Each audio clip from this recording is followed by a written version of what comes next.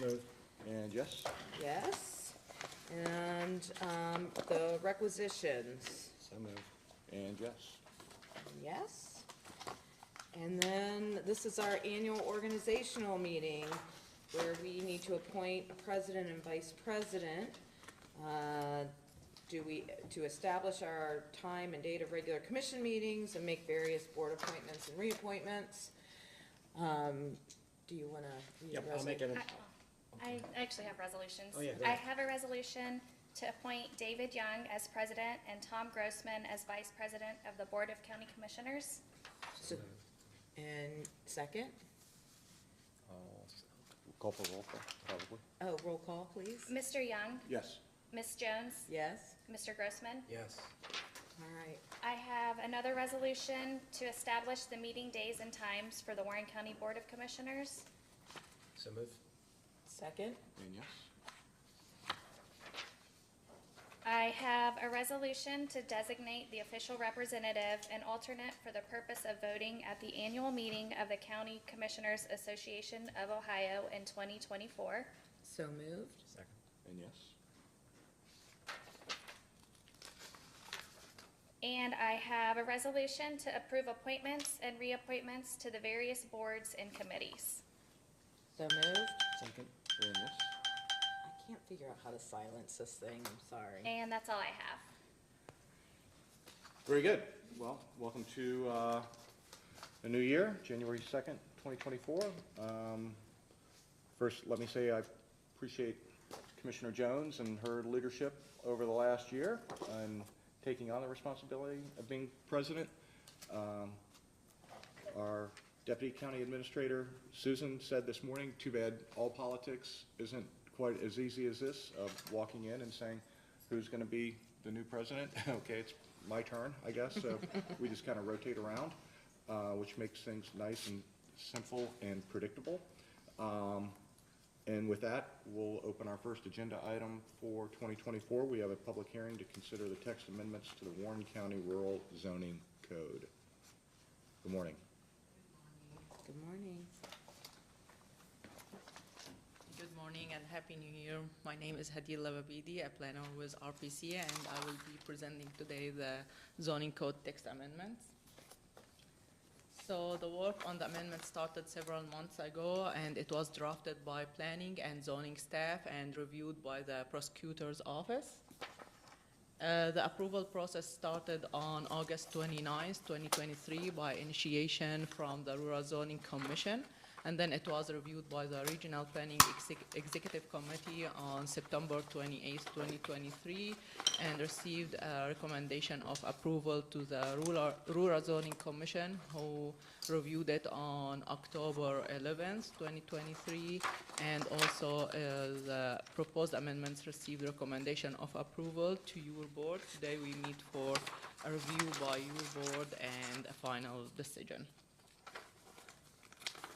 So all the amendments are minor amendments. Here is a brief summary of all the amendments. Some of them are highlighted in red, and these are the significant amendments. One of them is to prohibit the use of shipping containers in all residential zoning districts. Also prohibit the use of shipping just in all residential zoning districts. Also regulate sound at wedding facilities or event centers, and limit the location of wedding facilities or event centers along local roadways. Can I ask you some questions about Yes. these? What does it mean to prohibit a shipping container in a residential zoning district? I will go through the details of that Okay, one you will? later, right, but fine. also it's about like prohibiting using them as principal or accessory dwelling units in all residential. Well, I see that as the districts. second bullet point. That's why I was asking. This the one, first this one is wrong. It should be only the first one. Okay, all right, Yeah, good. sorry for that. Clarifies that. And also another one is limit the provision of parking that exceeds the required amount, and adding a new definition to the code, which is family cemetery, and add it to the use table. So here, going through the significant amendments, and first one is the shipping container. So the use of shipping containers as a principal or accessory residential units is prohibited. Can you tell me why? I believe because zoning, they received complaints from neighbors, correct? And some townships about like some property owners using them on their properties, and zoning staff want to limit that or prohibit this use. Okay, and the moment we do this, then I need to know what a shipping container is. And is that defined? I believe so, correct? Yeah, it's defined in our zoning Well, code. what is it? Do we have it on the slides?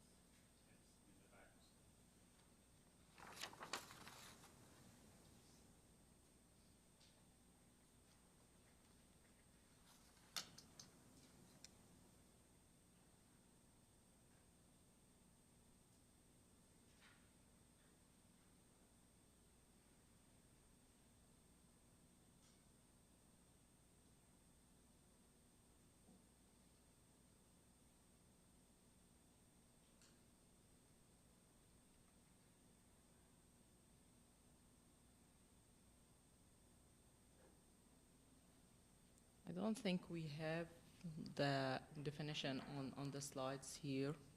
Is it defined there someplace in there? Go back to structure.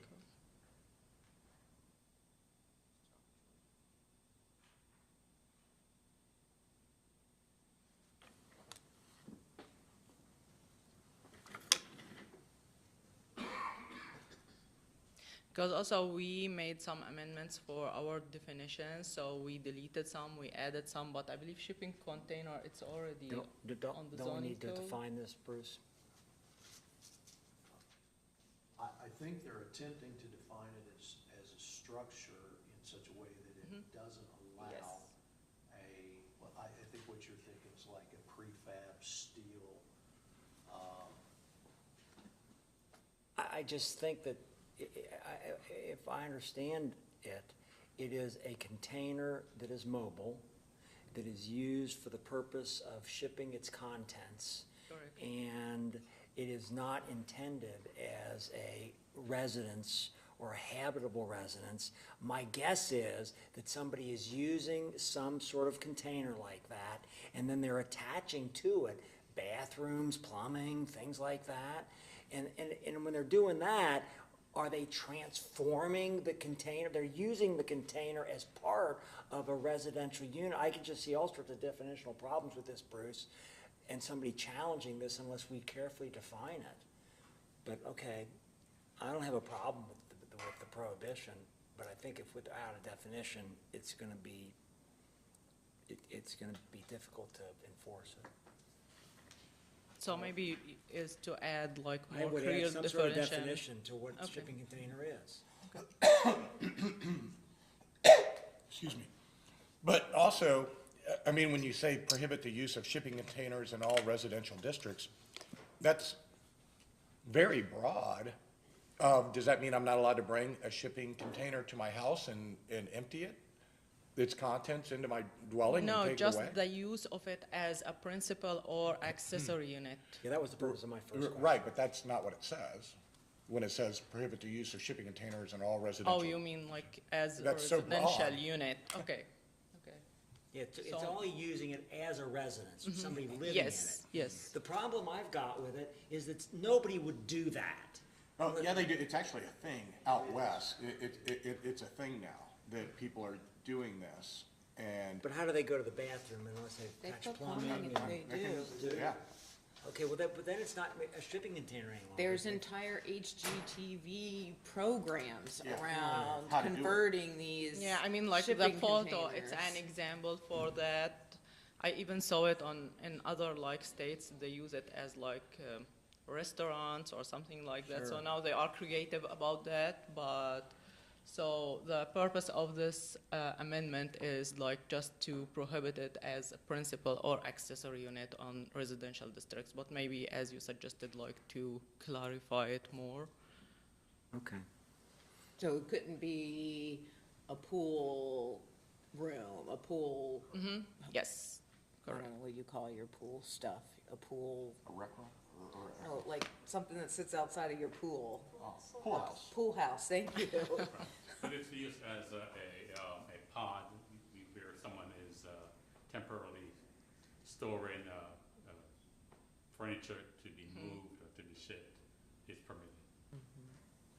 And we define temporarily? We have a definition for temporary, yes, we do. Good, because one Temporary person's use, temporary definition of use. temporary might be another, different. All right, yeah, we can get in the weeds on each one of these a little bit, but yeah, if you want to continue on with your summary. And then another one is regulate sound at wedding facilities or event centers, and this is under item H, sound. So there shall be no outside amplified music or amplified music within temporary structures and tents. Also, more language were added to the end. Sound mitigation is required on the interior of the buildings. Sound mitigation shall prevent noise being audible beyond the property line.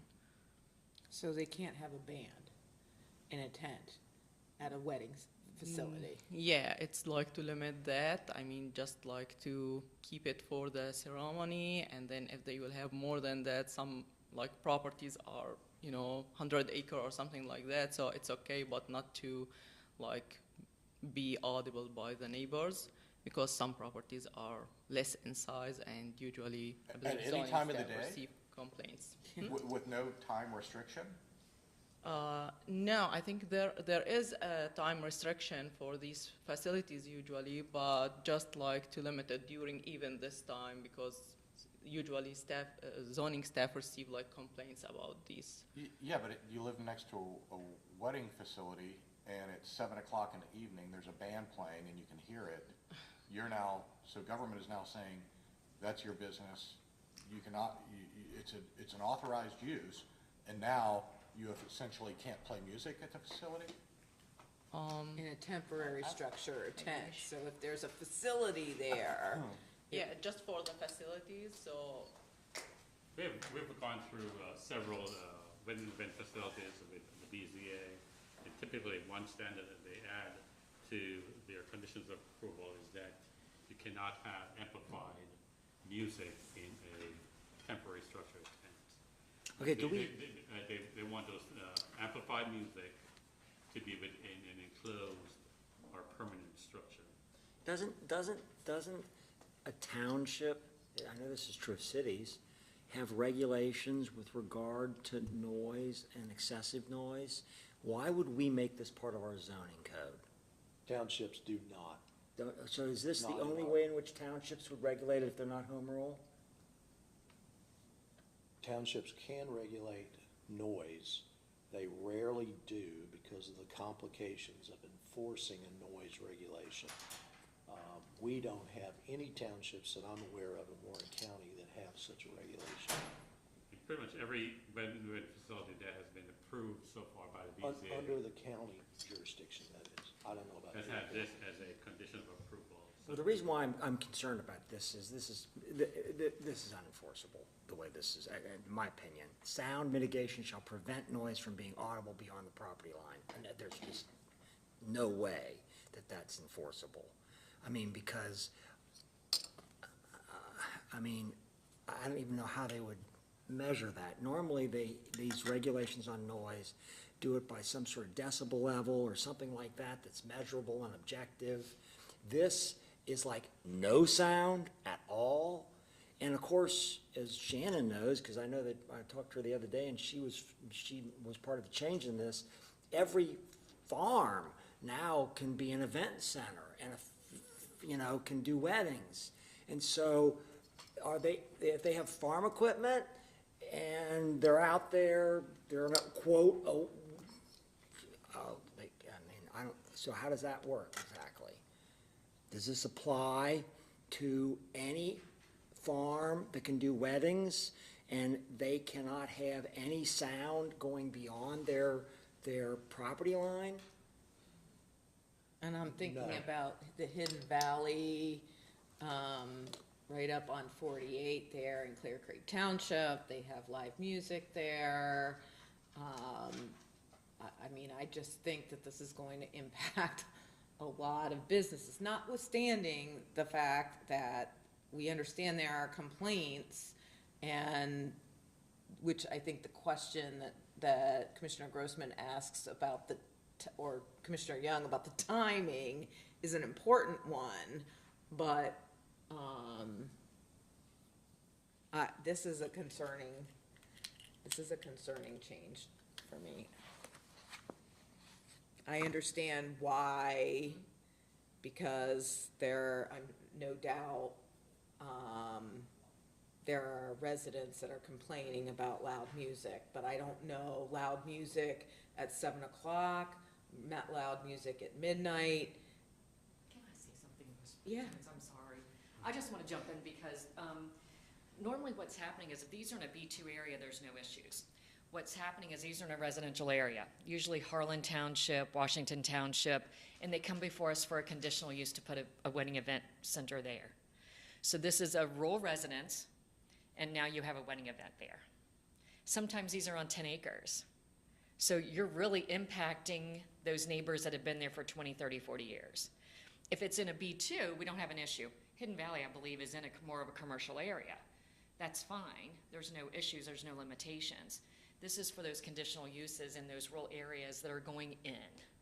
Yeah, but this is an absolute prohibition, and I realize that this apparently is limited to either a structure or a tent or something like that, or an interior of a building. But the problem is, there is no way to prevent that sound from going outside of the boundaries of that area.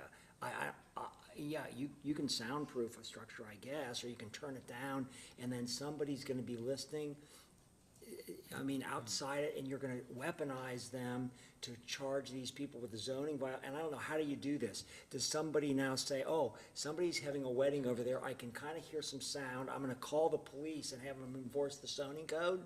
No, yeah, definitely the police department would not do that. That Well, would be who something- does It do would that? be Because our the department. problem's gonna occur at a particular event. And then, so subsequent to that, this weaponizes the neighbors to come in and say, we want you to charge them with a zoning violation because I was able to pick up some sound from that thing? Is that how that Well, it would works? have to be heard by one of us, and it No, would I'm be saying it's gonna something be heard by some neighbor that doesn't like what's going on. And he hears some sound emitting from inside a building that a wedding is occurring on, which undoubtedly is gonna occur, because I don't know how they're gonna prevent it entirely.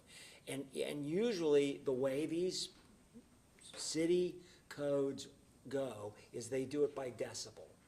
And that's a measurable objective standard, which is provable.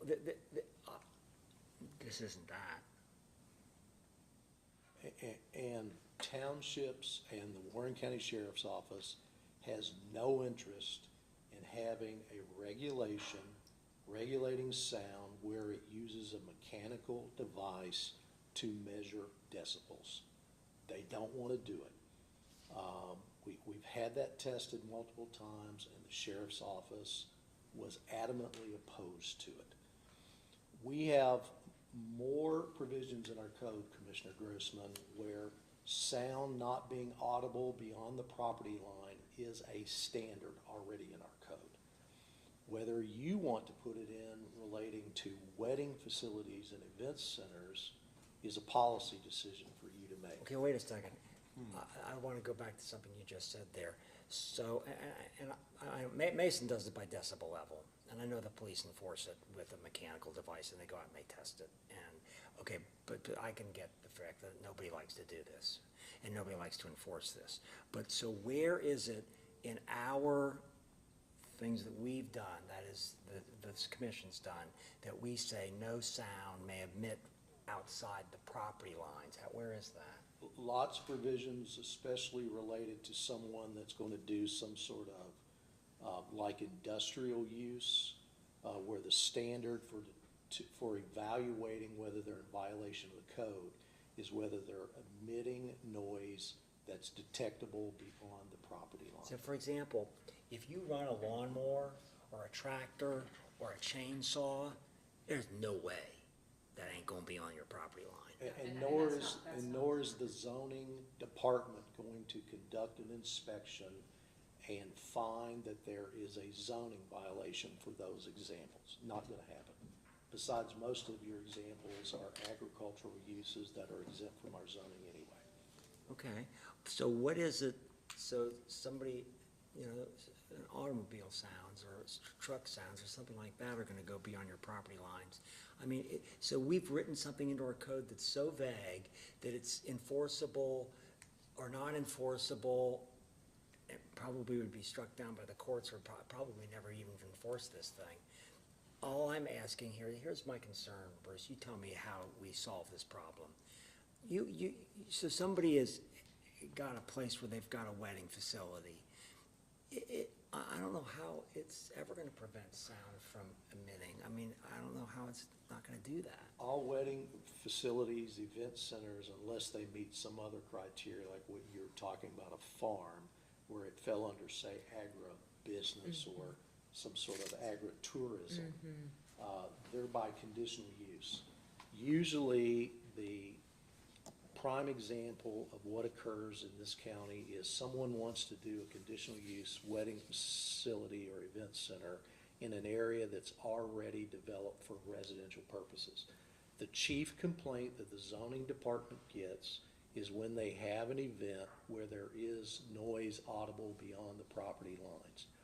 In permanent structures, the BZA will put a condition on them to make a effort to soundproof, and we did it on Robinsonville Road, the event center that is there, to soundproof that facility.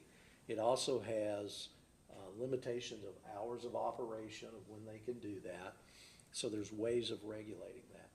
The problem occurred, and I think it was the one by way of example at the Wilmington Road exit, where they had a very beautiful, expensive facility, but then they were having out, and it was prior to the facility, as I recall, being completed and occupied by the building part issuing a certificate of occupancy. They put up a tent, and they had a band in the tent, and the residents in the area all complained. So the zoning department is getting these complaints. The zoning department apparently is getting enough complaints to bring to you this issue. But again, you have to decide as a policy whether you want to regulate that or not. It's up to you. Can you then describe for me or the definition of a residential district? It's what the zoning classification for that area is. So And remember, if what the we're saying abutting, is amplified music. But We're not what- saying music, it's amplified music. okay, does, if you're in an area that's commercial, and there's a wedding or an event center in a commercial area, and next door is a residential area, doesn't apply? No, if it's a B2, B1. It's gotta be, okay, so it's got, this particular wedding facility has got to be residentially zoned. In a residential area. Well, okay, Yes. well, wait, but how does a wedding or event center, how could that possibly be residential? Because we allow it through a conditional use process. Because this county adopted conditional use and Yeah, I remember started this, yeah. allowing wedding facilities. Originally, we did not have a wedding facility provision in our code. It was being done under some similar provision. And then you came back and amended the zoning code to allow wedding facilities. And I've often questioned whether that was your intention as the Board of County Commissioners to allow a facility like, what's the name of the one on? Stone Valley. Stone Valley on Robinsonville Whispering Road. Woods. Take a drive out there sometime.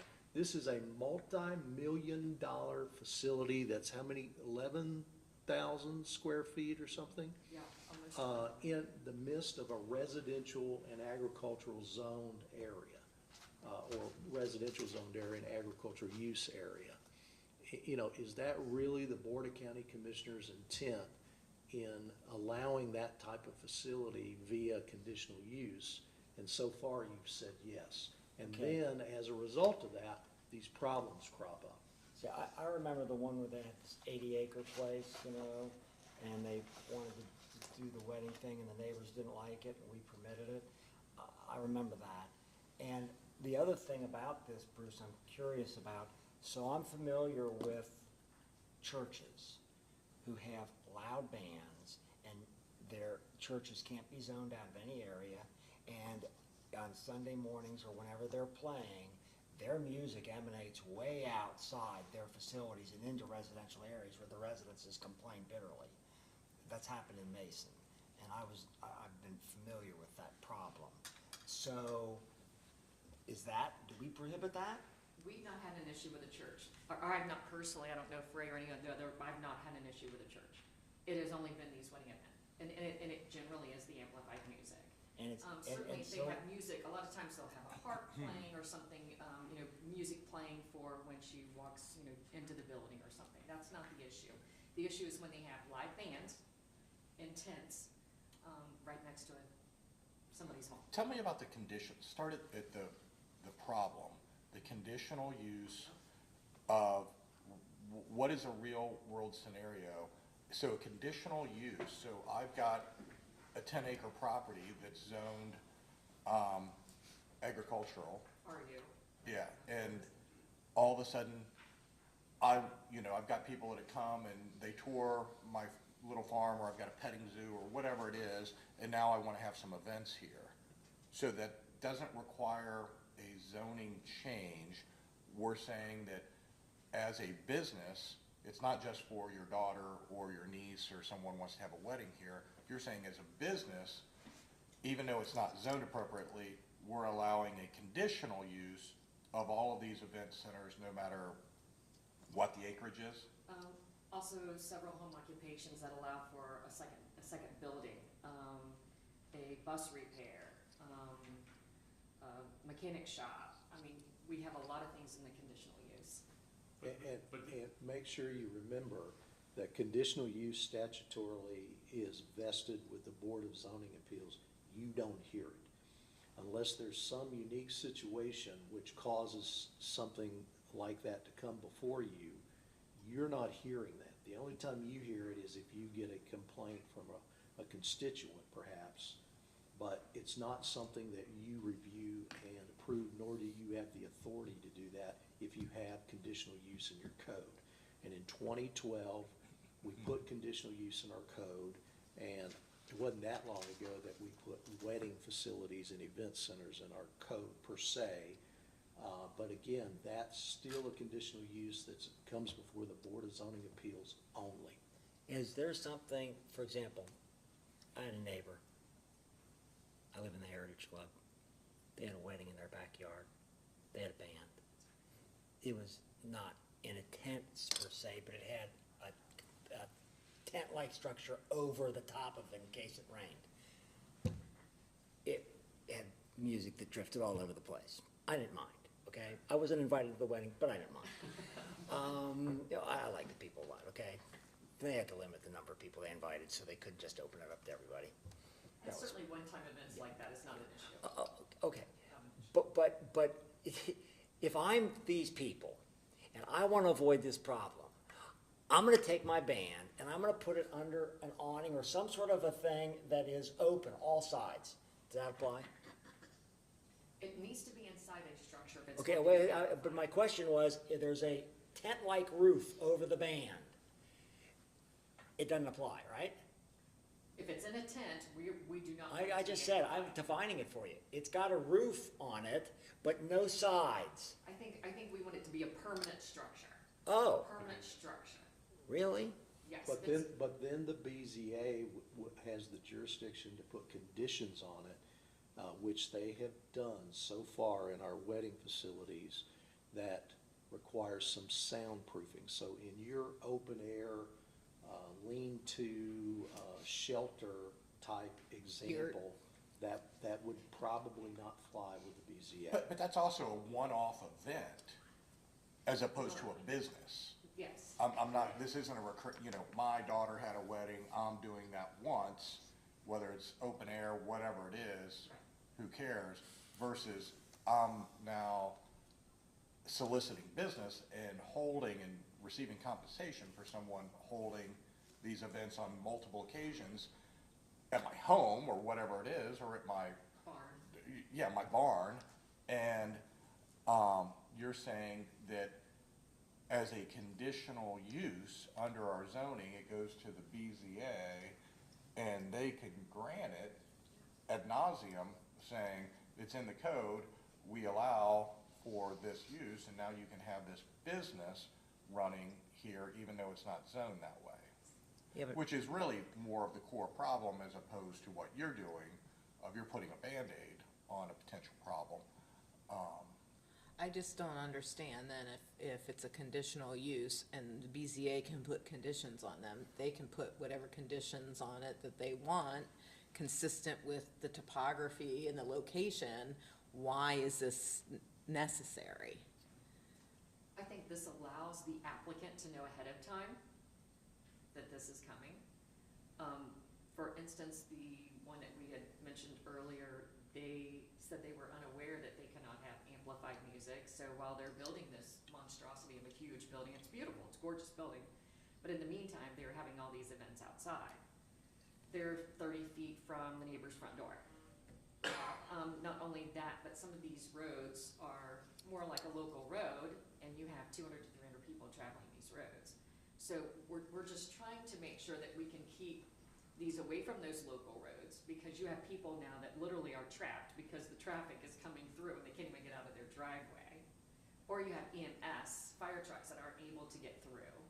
So we're trying to limit the location as far as on these very small local roads, and we're trying to limit the impact on the neighbors. Because again, for the most part, these are all new. This isn't something that's been there forever. This is, oh, I bought this great farm and it has a gorgeous barn and I want everybody to come and have a party in the barn every weekend. You know, it's not Yeah, existing, it's not I existing. totally hear you. I'm just, an express prohibition to amplified music irrespective of the hours outside seems like a pretty blunt prohibition as opposed to something a little more nuanced that under conditional use, the BZA could take into consideration, I would think, as a condition, those sorts of things that you're outlining. That to me is, this is basically saying there can't be any amplified music at any time in a tent or outside, which seems, you could also point to huge facilities with huge spots of land where this may be, why wouldn't we allow that? That to me is the rub. It's not, if we have this as a conditional use, the BZA, is the BZA saying we don't have the ability to restrict noise when we approve these? Because I'm hearing from Bruce saying they have done that. So that's what I'm trying to understand. I think what, for us, we're just trying to prevent an issue before it happens. We're trying to let people know when you make this application, you're expected to have these things. When it all started, they didn't even think they needed to have the building sprinkled. So now we've actually said, you'd have to meet with the building department and make sure that you understand all these requirements. Because it wasn't fair either that we're approving these and then we're shocking them with, hey, you know. But isn't that at the core a zoning issue? Again, we're trying to tweak the outcome as opposed to the initial problem is you have a smaller acreage in a residential area that is now coming in and saying under the code, I can put this use on there. You go to a appeals board, or a zoning board, and they say, yeah, sure, it's allowed, go ahead, and then and it's really not appropriate for that zoning. If you want to run a commercial enterprise there, shouldn't it be zoned that way? That's a policy decision that this board can make if you don't want, if you perceive this as a commercial enterprise, and it is, Stone Valley Metals on Robinsonville Road. The chief complainant was the next door neighbor who litigated this with us in court, who moved from Deerfield Township out there to get away from the congestion of population. And then here's this farm that gets purchased and it gets developed and built into a $3-4 million, 11,000 square foot multi-building wedding event center. Will pay parking lots and lights and hundreds of people coming in and out of there in a old established residential area, housing everywhere. And that's a policy decision that's allowed under our current code because we have wedding facilities and event centers that can be put on sites like that through the conditional use Yeah, process. but therein lies my question, Bruce. We put it in a conditional use, giving the BZA tools to be able to put conditions on it, given the circumstances. And now, what I'm not hearing is that the BZA has been trying to put these types of conditions on and have not been successful. And now it's an express prohibition, because we can always point to examples of where this, this didn't work well because we didn't really, it's something that's new to us. But we can also point to examples where it didn't, it's not an issue at all, and where, potentially impacting their ability to run their business because of this direct express prohibition. I'm just trying to figure out is, does the BZA in its authority have the ability to put a condition that says no amplified music? Yes. If they do, then I don't know why we would make this express prohibition in all cases, because it seems inconsistent with what, I don't have a problem with a wedding or event center in a lot of circumstances. That doesn't mean every circumstances there aren't things that need to be mitigated, but it feels to me like the reason we put that as a conditional use was to give the BZA the ability to put conditions on it. So why wouldn't they be able to put conditions on some of these places you're pointing out that, keep them from getting, they may choose not to proceed with the business if they can't have amplification. I think what we're finding is that the norm is almost every wedding event facility that comes in, they put this condition on there. So our thought was that they would, even though the standard is there, if they came in with a unique site, such as that is, a site that was large enough, they could come in for a variance process through the BZA. So this is the norm. So we are trying to codify that. So let me ask a question. It says. So even though it says no sound, if someone came in with a 100-acre site, the BZA could grant, and that's the exception. The BZA could grant But the BZA could already make that exception, because you're saying that in practice, they already do this. Yeah, they're constantly doing it, so it's the norm. Yeah. Yeah, so we're codifying it, and then So it doesn't have to be added every single time. correct, yes. Okay, so what are you actually doing here?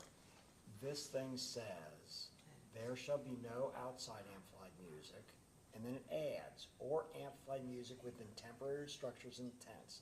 And then it has an exception to that rule, except for music performed during a wedding ceremony within residential districts. So if it's during a wedding ceremony within a residential district, you can have amplified music outside and amplified music within temporary structures and tents, right? For the wedding, yes. For the wedding. Not for the reception. Why not Next for the three reception? hours. Because that'll be for 3 to 4 or 5 hours possibly. Oh, so you can have it during the period of just the time when we're bringing the bride down the aisle, or singing during the ceremony like that, but the ceremony doesn't include the reception. Is that what you're saying? Exactly. Well, you better define that.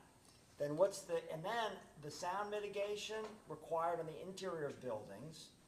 Is the sound mitigation required on the temporary structures? No. But then it says sound mitigation shall prevent noise being audible beyond the property line. That's only for the sound from a interior building Permanent structure. or a structure. Okay, so then if you've got a tent or a temporary structure for a wedding and it's not during the ceremony, that music is what? Absolutely prohibited? Yes. Wow, okay. So what you're really saying then is that you can only have amplified music at a wedding reception in one of these facilities in a actual structure, and then the sound cannot emit from the building at all. That's what this means. It can't go beyond the Beyond the property property. line. Depending on how far that property Okay, line is. whatever, I get that. All right, that's what they're saying. So in other words, no tent, no temporary structure, no music whatsoever, ever. Unless under the conditional use provision, the BZA grants a variance to the conditional use to allow them something different. But it is amplified music, so if you're just playing a harp, that's not amplified. If you're just playing a guitar, that's not amplified. When you hook it up to speakers, that's amplified. Does that help? Yeah, I think that does help. But again, at its core is the issue of, is this a business or is it not? Having a tent in my backyard and having someone pay me for a wedding every weekend, in a residential area, should we allow that? Versus, wait, if you have an actual building, it's zoned appropriately, knock yourself out, do whatever you want. And is it the one-off scenario? Because, Bruce, I hate to disagree with you, but the police do get involved. I think I'm the only person in the room to have the police called on them recently for a party in their backyard, which I did. So I had a band in the backyard, and Deerfield Township showed up. And I wasn't which- invited. Yeah. I don't think I was. It was my buddy's wife's birthday party. I don't think they wanted me there. But there are event centers that have permanent tents, permanent. And that they have partly, a structure and a tent that's always there. And they, right now, operate their music out of the tent, not the permanent structure. And that, they'd have to completely change their mode of operation when we pass this. Because tents do not have to be temporary. They can be permanently up, and they are. So the preference of the building department and zoning department is basically, you want the applicants to be able to make a case for a variance as opposed to the BZA having the ability to put conditions regarding sound on them. On every single selling point, yes. We would just like that to be the norm, that they're not going to have amplified music outside of permanent structure. And then within a permanent structure, the sound mitigation is going to be absolute, which I think is extremely difficult to do. Have you gotten comments from the people who do this, that have businesses currently that do this? The last one that actually came through, the neighbors invited they invited all their neighbors over. They had a barbecue, they talked about it. They made application, they came before the BZA, and every 44, 45, 46 neighbors showed up against it. Once they realized all their neighbors were against it, they did withdraw, but they were in the middle of 150 acres. What I mean is, I'm talking about people that are currently in the business of doing this. Are there people in residential areas that are actually in this business doing this? Yes. Okay, have we talked to them about this regulation? Actually, one of the reasons for this was Whispering Hearts, which is on the corner of Lincoln and Wilmington. He's the one that had the band in the tent, and he even said himself, I told him this probably wasn't a good idea, that you were gonna get called. He said he knew that it was loud. It was a particular band that's known for being loud. What I want to know is whether or not we have communicated to people that are currently doing this regularly, and they know they're going to have to completely change their modus operandi, and I don't know what that would mean, but I'm assuming that the reason why this is coming up is because we're getting complaints from people that are in residential areas that there's somebody that's doing this a lot, and it's a problem. Well, the three that we have now that are operating the most that we hear from, they're now doing everything inside the structure. So And they're not are they doing anything preventing intense. all sound going outside the structure off the property At line? this point in time, I'm gonna knock on wood. I haven't heard any other complaints Well, because you've they not are heard a inside complaint, structure. but we don't know whether that's true or not. Correct. But they make a reasonable effort to do so. For example, Exactly. Stone Valley Meadows used building materials to soundproof their structure. And some of the other facilities have made some sort of effort to do the same, to prevent the sound from being audible beyond the property line. Well, I'll tell you what, I'm gonna vote for this thing. I think there's all sorts of problems with it, but I think that if the people who do this come and have a really complaint and have some alternative language or can't solve the problem, they'll come back to us. So that's kinda how I shake out with But this. but there's multiple things here. This is just number two of multiple issues that you're wanting to address, correct? I'm gonna make the decision, we're gonna table this for right this second. We've got another elected official here that's late. Neil, do you wanna go ahead and go? You've got a bunch of your team here. I don't want you to sit through this entire work session. If you wanna come, I wanna be respectful of your time. Oh, it'll be a while. We're only on the second. We're only on the second. Well, I hope issue. the rest of them aren't controversial, because they were supposed to be really easy. And I already read through most of the blue stuff, and I didn't see any problem with most of it, but I think Dave's right. Let's accommodate you, Yeah, Neil. he's got 4 people. Yeah, sure. It's more of a report and talk a little bit about the Green Tree interchange. But first I want to start off with the Green Tree Road interchange. We've been requested by,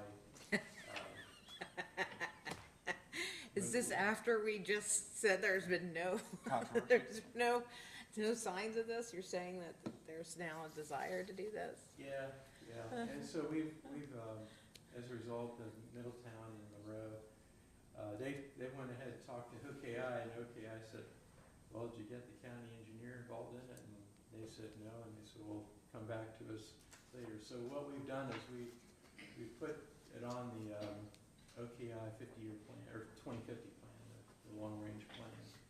So I've drafted a letter for you to sign, to send, if you would be so willing to get that. Well, what are we promoting? Are we promoting a full interchange Full Green Tree and interchange of Green Tree. I-75? Yes, Full a interchange. full interchange. You know, we've done this thing before, haven't we?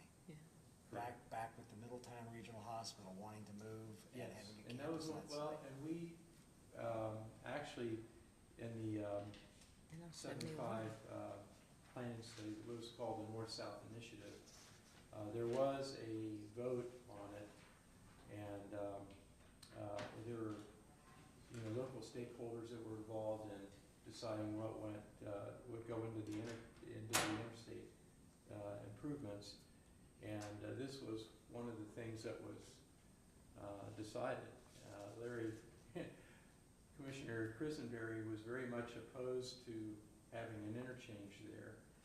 And I was a stakeholder that voted for it, and he was a little bit upset Well, with me. Kilburn and Pat South and Christenberry, and they moved the Middletown Regional Hospital to the site it's at So now, that where they didn't have Atrium to build is. an interchange at Union Uh-huh. Road. And the neighbors on Green Tree threw a huge opposition to doing this. Do you remember that? The neighbors in Green Tree, well, I remember it because I was representing the Middletown Regional Hospital. And I came before the commission. But not everybody along Green Tree Road was opposed to it. I remember a lot of opposition, if I Hiram. There was a bit, yes, there was a lot of opposition to it, but anyway. So what is our letter doing? Is our letter promoting it? Yes. And that's Oh, up to you. wow. I mean, that's for you to, And what is the benefit of this? well, Middletown is looking at it as economic development. Monroe is looking at it as potential economic development. There is so much development going up around Columbus with the Intel, and there are companies that are saying, you know, we cannot employ people doing certain things that would compete with Intel. They're looking for, Middletown is looking at it as an opportunity, Monroe are looking at an opportunity to bring development that contributes to the chip or to the battery production that is outside that radius, that 75-mile radius or whatever, 100-mile radius that they have for the Intel plant. So, Well, I think it's controversial. I do think the name that's is your, objective. that is your call. I've drafted the letter, I've done what I mean, I don't, Middletown and I think it's and just a Monroe's matter of time. requested, I so. just, you know, I think it's a matter of time before it's gonna happen. And the question is do you take advantage of this economic sort of boon and this new industry coming in and get it done sooner rather than later? I mean, I understand where everyone's coming from, and, but I personally think it's coming. Right. It's just a question of when, and you know, with these types of things, I'd rather control our destiny than have everything build up around, and then it's like, we have to send Dave out back to his kitchen with a, you know, bev nap and design a new interchange around existing stuff that costs a lot more money. is this going to increase the traffic on Green Tree Road? So right now, the traffic will, of course, you're gonna go over to either the Monroe entrance, Well, yeah, or you're gonna go up to the Sure. Middletown. I'm sure it will help traffic flow to the sports park. I mean, absolutely. I'm sure. There's gonna be some. I'm asking for what is your estimate of the increase in traffic on the road? That's what the Green Tree people are scared about. Well, what I'd recommend, this is a big issue, and I hear both points of view very clearly, and again, from an economic development standpoint, yeah, it's great, but then from a perspective of, wait, this is already, for the most part, built out through there, but then you throw in the sports complex. I would almost rather have a separate work session, maybe have Middletown and Monroe come in, That'd be fine. and then have Phil Smith come in and talk about should. And because announce this to the public, to let the public have a Yeah, let the voice. public This- notice that, you know, we're considering supporting a full interchange at Green Tree Road. This letter does not build the interchange. This letter just says we want to put it on the long-range plan so that we can consider it. And I get it. You still have to go through all the planning It'll process. be years away. It's And decades. it takes years. I mean, it took us close to 20 years to add ramps to the Western Road interchange. Yeah, I like Dave's So, idea. but if you want to have them come in, I'm totally fine with that. Yeah, I'd rather spend a half an hour on it and just hear from folks before we actually sign a letter of support, you know, officially taking that position of, yeah, let's build another full interchange here in the county. That's fine. Thank you. We can do that. We'll get with Martin and we'll set something up. Good. Thank you. The other thing I wanted to talk about was we have an IGA with the TID that you've been so generous in putting money towards, and we have an agreement, the update of that agreement that I wanted to bring to your attention. I don't know if you have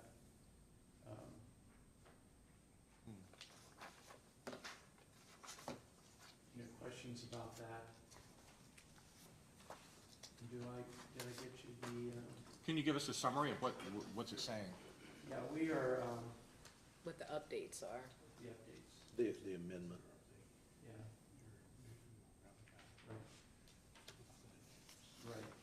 We have a lot of new projects coming on board. We've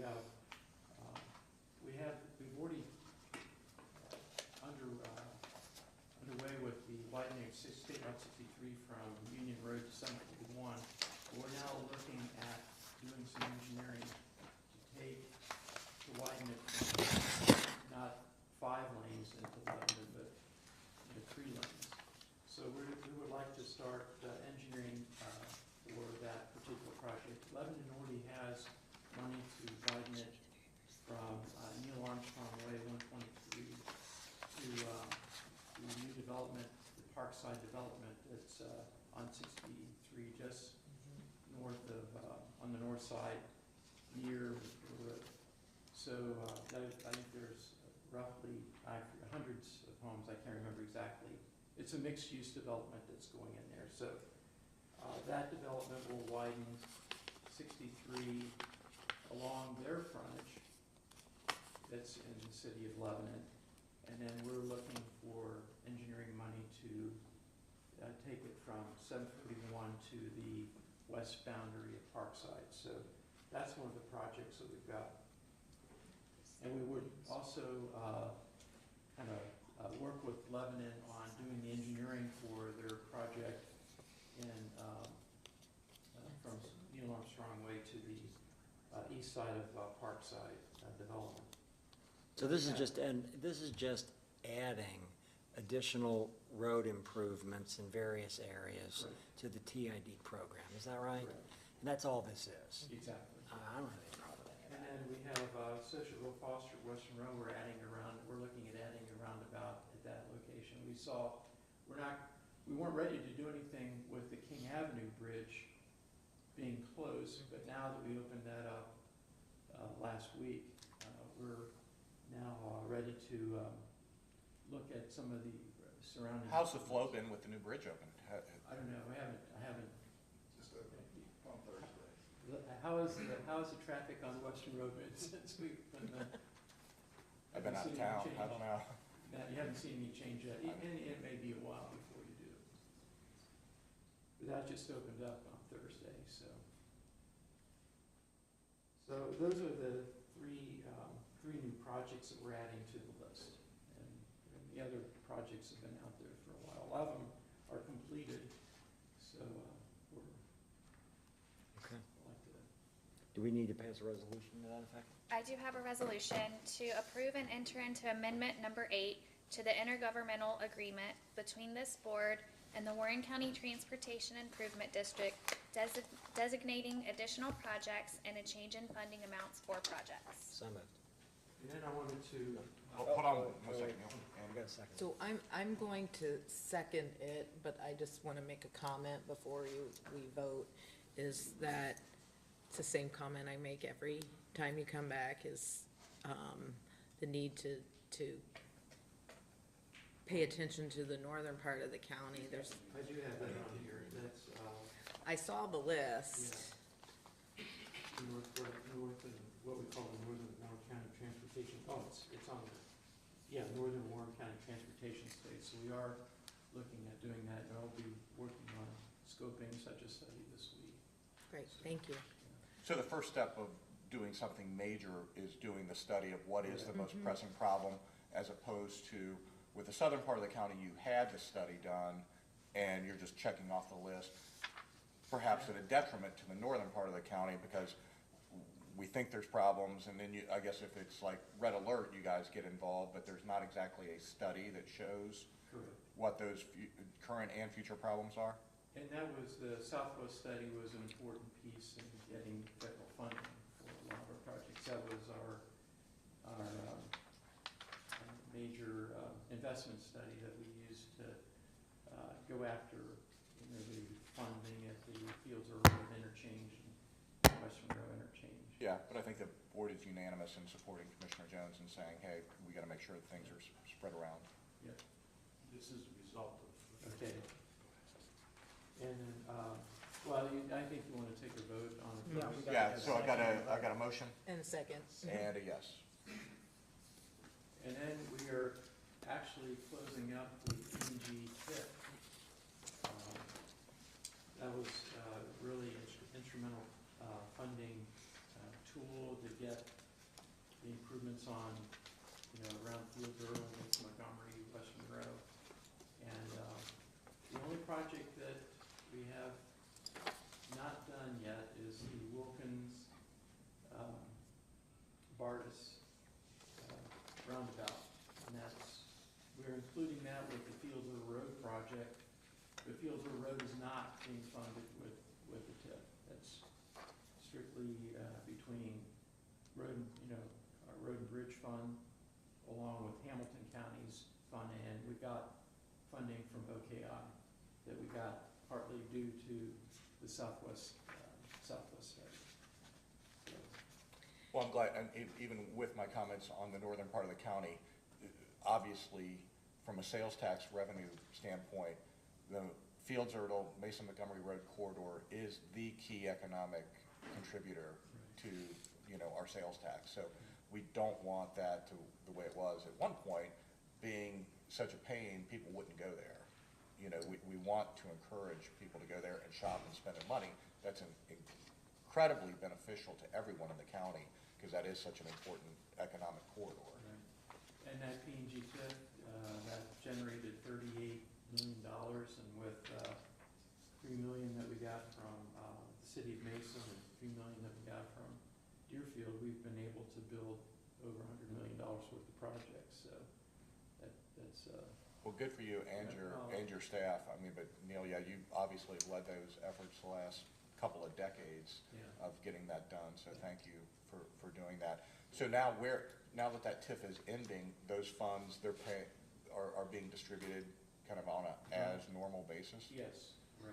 And I don't know how Mason has got a, So they would be normal, but you'll close out the TIF, we've exhausted the bond, the issuance of debt, and so those go back to the school, primarily the school, because this predated making schools whole. Right. So the primary recipient is the school district of Mason. Well, the money will all now be spent the way every real estate tax money is spent.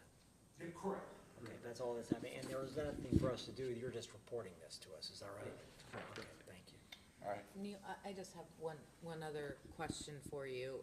In thinking about the interchange at Green Tree Road, it always has me thinking about the infrastructure at 73 and 71 because of Intel and Honda and so forth. Are you all thinking about the development in that area in terms of infrastructure? Because I suspect that's going to be very quickly an area that's gonna start correct. developing. And Clinton County Clinton County engineer is doing a study on that area, because they're concerned about the same thing, because that 73, 71 interchange is only 20 miles from the Yeah. battery plant that's gonna be employing 3,000 people, so they are concerned about housing, where the housing residential development is gonna go, Yeah. so, yeah. And we're thinking that's also a driving force. There's an That's- awful lot of land there Yes. that's yet to be developed, an awful lot of land, unless the flea market you think is the development. I suspect it's not. It's not the long-term plan. Right. So, yes, those are the things that are really driving this study. And we're also seeing an increase in traffic in the area. I mean, there have been crashes, probably severe enough on 48 at 505 Points Road that ODOT is now looking at putting a roundabout there. So we're looking at where are our other problem areas, so. Yes, thank you. Thanks again, Neil. Happy New Year. One Oh, more you got thing I one wanna more? talk about. Oh, I thought that was only two. One You more only got thing. two. This I is got four 3 for things. Tuesday. I want to talk about the King Avenue Bridge.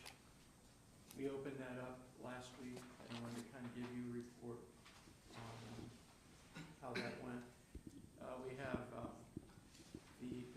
replacement project, we had $5 million in CEAO, County Engineers Association, local bridge funds. Those are funds from ODOT that are allocated through the County Engineers Association. We were able to get $5 million from that. We got almost $6.3 million from OKI Surface Transportation Block Grant back in 2018, I believe. We got congressional discretionary funding through Congressman Shabbat for $3,800,000 from OPWC. Our road and bridge funds, Deerfield Township has brought money. Warren County Water and Sewer brought money to put their water line and grab the sewer line on the bridge. We got money from City of Mason to reorient one of their water lines that they use to, comes from the well field in that area to their golf course.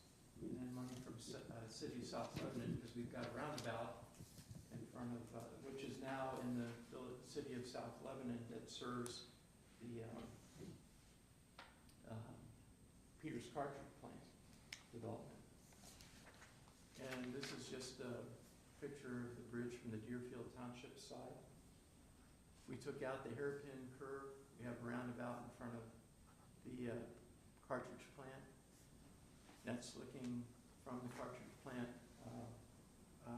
west to Deerfield. And we have a parking for the bike trail users off to the right. So it's got, I think, around 20. It's got about 30 spots there. 30 spots. Already popular. And then we have a bike trail, a pedestrian, what's called a shared use path, pedestrian bike trail on the right-hand side here. This is a 10-foot wide path that has a barrier, about a 4-foot high barrier, and we have barriers between for the traffic, the vehicular traffic side.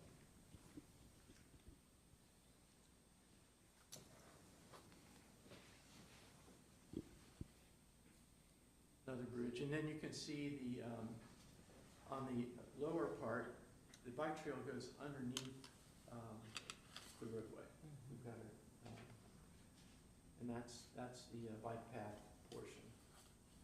And that's actually on Green Tree Road, or not Green Tree, Grandin Road, that particular bridge. And that's a drilling rig that we use to core the drill piers for the pier that goes underneath that supports the bridge. It's a 2-span bridge, 210-foot span on the Deerfield Township side, 310-foot span over the river. And this particular pier is supported by 27 of these 42-inch diameter drill shafts, which is pretty impressive. And they run around 35 to 50 foot, and that's because the river, the bedrock below shifts so much. It's due to the glaciation. The glaciers back 100,000 years ago really changed how the bedrock below. That's the placing concrete for the pier, and they pumped it a fair amount of distance. And that's the pier itself, the drill shaft. And that's setting the concrete, the steel girders. They're 9-foot deep girders. They come in sections of about 50, 60 feet long, and they were bolted together by lifting them with a couple of cranes. And the crane on the right is probably the largest crane we'll ever see in Warren County. It's a 900-ton crane, so large that it actually came from a crane yard in Michigan, up near Detroit.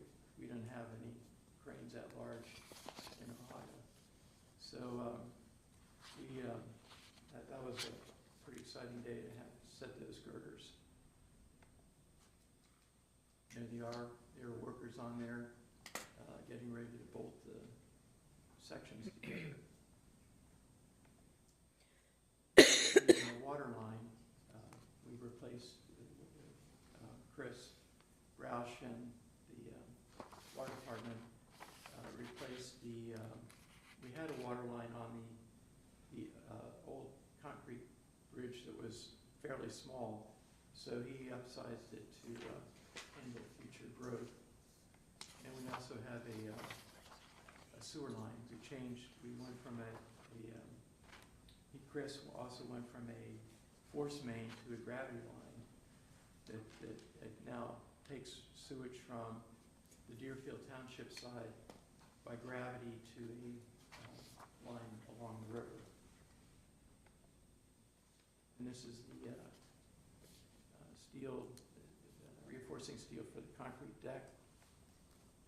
And we were placed the concrete back in October on that. And this is the ribbon cutting that we had 2 weeks ago today. And about 70 people show up for that. We also had a ribbon cutting for the bike trail underneath. So I just wanted to share these pictures with you. This is maybe the only time we have a standing on the girder picture. But this kind of gives you an idea of how big these girders are. They are monsters. So I just wanted to share that with you. We're very excited to get this project built, and we appreciate all the help that you've given us. And Congratulations to you and your team. It was a huge effort, and I saw on Facebook over the weekend, people visiting places that the bridge being open gave them easier access to. Yeah. And so I know people are happy about that. Yeah. Of all the things that happened during it, I don't want to say complaints, but the questions that we got, 90% had to be related to the bike trail. They were wanting to know when that was going to open. And so we're glad to get it open. Now we just need biking weather. It's coming. Thank you. Thank you, Neil and team. We know engineers love building bridges, and it's great. Now I can say Happy New Year and thank you. All right, Candace, is yours long or quick? If you want, we can actually wait because the gentleman will probably not be here till 10:45. All right, well, let's talk a little more zoning code then.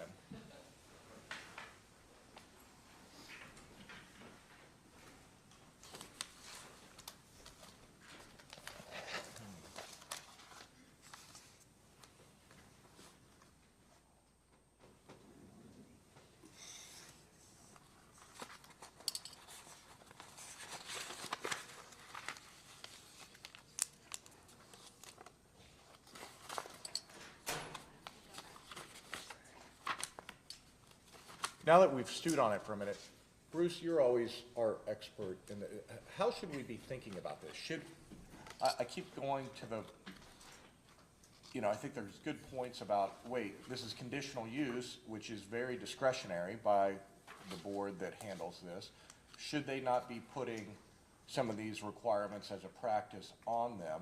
How big is the problem? Are we talking about one center, 3 centers, 10 centers where this has been a problem?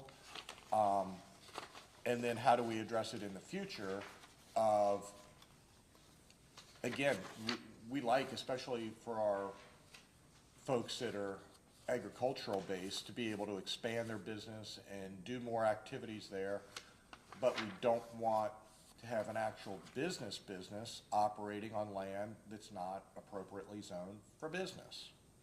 So, Bruce, what are your thoughts? As I mentioned earlier, there have been times where I've contemplated, did the Board of County Commissioners really ever contemplate that this type of development would crop up in these areas. And when, the ones I'm talking about are places like Stone Valley Meadows, Rolling Meadows, maybe Whispering Hearts, although Whispering Hearts at the Wilmington Road exit at 71, you know, they've got a lot of acreage, so it's a little different, perhaps. You know, we have the one out on Drake Road, which is the old Jones Farm, which was Dan Jones' parents, Judge, their farm has an old barn on it, and they developed it into a wedding event center, so it's on a much smaller scale. Even though that one was a wedding event center that went through a conditional use. But, you know, sometimes you just look at the size of these facilities and the amount of patrons that they have come there, and you wonder, is this really what was contemplated? You know, I think conditional use, back when we went through all of the years of trying to amend our zoning code, the Board of County Commissioners wanted what I'll call like a mom and pop operation to be able to conduct a business, you know, from their residential zone property, whether it was like a small excavating business or something like that. But to see these things, again, I've often thought and had discussions with our prior administrator, you know, is this really what the commissioners ever even envisioned could happen when they did this? Because if you haven't been out and seen these facilities, you should, especially the one on Robinsonville Road. And there was a lot of opposition from the neighbors. There was a lawsuit. There were probably, I don't know, 30, 40, maybe 50 residents that joined in a lawsuit over that one against the BZA, and they eventually dismissed their suit. They weren't having any success. Well, Bruce, are you in favor of this amendment? Yeah, I support the problems that the zoning department has when these things occur. I will say, in all honesty, I think the whole outdoor tent thing, amplified music, was the Whispering Hearts experience, where the guy admitted, hey, I knew this was a bad idea, but I didn't want to turn these people down, and now that he's open, I don't think they would ever do that again. And to some of your comments, I did want to respond. I don't think that the existing ones would have to comply with this, because they have conditional use approval with conditions. So they're legal non-conforming as it relates to this. This would be for new centers coming in, new event centers and wedding event centers coming in. And let me ask you this. Let's say so I grew up on a farm. When my family bought the farm, everybody was a farm. All around us were farms. Now, there are residential developments on the north of our farm and the south part of our farm. Are we a residential area now? So if a farm gets surrounded by residential areas, and then a farm puts in a wedding or event center on the farm, are they in a residential area? If your area is zoned residential, yes. But you're talking about a scenario where you were pre-existing, and then they developed around you. And then I guess you're also talking about then there's a change of use of your farm. To do a wedding event center. Yeah, and maybe they can It's do not happening, something okay, I'm under a just using different. this as an example. There could be a different provision in the code, whether it's agritourism or something that allows them to do it. We've got a few of those in this county, as opposed to a wedding or event center. It This may would be, fall under. there was a change in the law that permitted farms to have events, bed and breakfast, that type of thing, and they didn't have to change the zoning, they didn't have to get approval and stuff, they could do it. It was permitted use under state law. And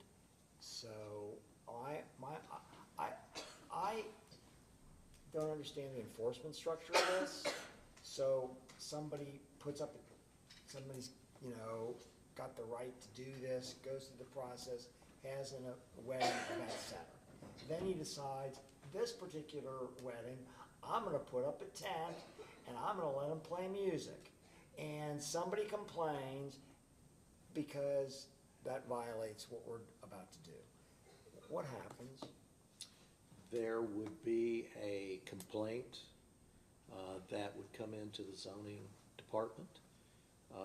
Then our zoning inspector, Ray Drapp, would go out and he would investigate that and determine whether there's reasonable cause to file, send them a notice of violation. We don't file anything automatically. So you send them a notice of violation, what's the consequence to the person who violated it? Don't do it again.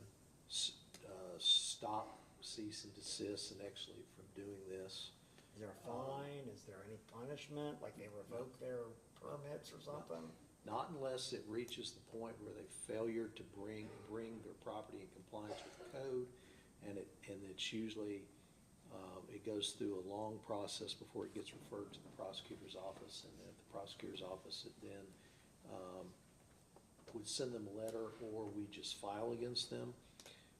And then the result is an injunction preventing them from doing it in the future.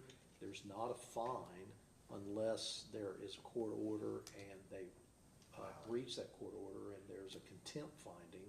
Only then is there a fine. Okay. And then also, I bring to your attention, since we talked about the BZA, if the zoning department ever issues an order that says someone's not in compliance, they have the right to appeal that to the BZA to say, we disagree with the zoning inspector's interpretation of the zoning code. And the BZA can grant them relief to where they override the decision of the zoning inspector. What if we modified this language? Instead of saying that there's an absolute prohibition on any sound emitting from the property to that it is based upon the time, that you have a rule of reason that also considers the time that it's occurring and the amount of sound that's emitting. In other words, it's not absolute prohibition, but it's a matter of time, of day, and the amount of sound. I realize that's subjective, but to me, to make it absolute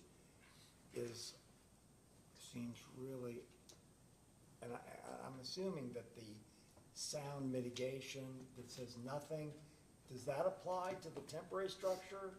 Or does the temporary structure, is that an absolute prohibition? So I take it if it's a temporary tent, something like that, if it's not the ceremony, you can't have it at all. And then the new change to the structure is that it's no sound may emit at all outside the property lines. And then for that, I'm like, Bruce, can we modify that to say that the sound emitting outside can't be unreasonable or something like that? I would suggest that you either support it and approve it or just deny it. Okay. If you start trying to tweak it, then if the BZA then tries to enhance some sort of prohibition or regulation of it, then that opens the door to an argument that says, well, the code allows it, and then they've now said it's not allowed. We don't think they have the authority to do that. And that's where it gets into Commissioner Jones's point about individual discretion, that if it's 150 acres and no one's gonna hear this no matter what, it's, you're 40 acres away from, your nearest neighbor, but yet if somebody doesn't like someone, they can still file a complaint that, wait, they're in an outdoor tent and they have amplified music. Yes, but again, with the understanding that there'd have to be an inspection and determination that there is a violation before, it's not just the mere complaint itself that carries the day. I don't know, I mean, it did, I like fixing the problems as opposed to tweaking things, and I don't like government, you know, kind of nitpicking allowed uses. But,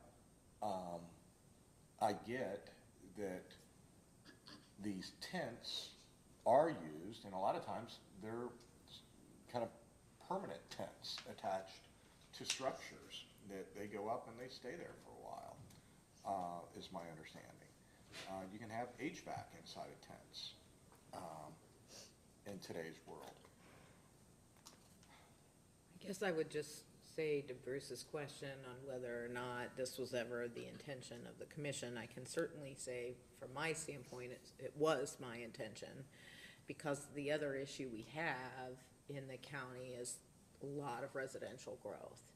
And I saw this as an opportunity to preserve some land by original owners to be able to have it revenue generating so that they don't sell the property off to be subdivided for residential housing. So I can't speak to every time one of these was approved and, you know, did this one meet my idea? Did that one meet the idea? Probably not, but there is an issue around in some residential areas. It's not subdivisions, but in these residential areas where that could be a preferable, you know, option as opposed to, you know, other options that are out there. So it was my intention to be able to make this a possibility. However, if the choice is then to approve what they have, and then the process becomes a variance process at the BZA to override this zoning condition or the zoning ordinance, then I can live with that. But it doesn't seem to me to be a real problem yet, because the BZA is putting these conditions on already, and people will either violate it or not violate it. I think it happens in either circumstance. I don't know. Commissioner Jones, we are in the process of updating the Franklin Township Comprehensive Plan, and we are hearing exactly what you just mentioned from them, that these are the type of uses that they would like to see in Franklin Township. Yeah, I mean, you know, so it's, you know, pick your issue, but in a lot of growing areas.